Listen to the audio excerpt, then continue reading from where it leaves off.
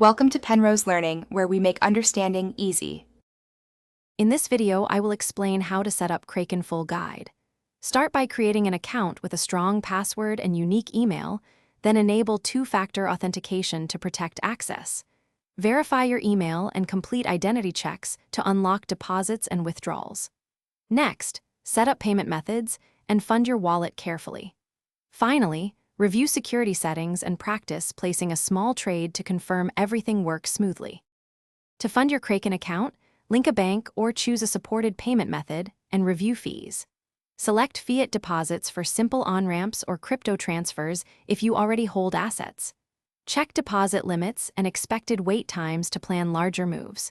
Use small test deposits to confirm routing and avoid mistakes. Once funds arrive, allocate small amounts first and track your balances in the wallet section for clarity. When you start trading, choose the interface that fits your comfort level and learn market versus limit orders for execution control. Use stop-loss orders to protect capital and consider take-profit levels for disciplined exits. Always check fee tiers and potential maker-taker differences that affect costs. Start with small positions to understand order fills and slippage.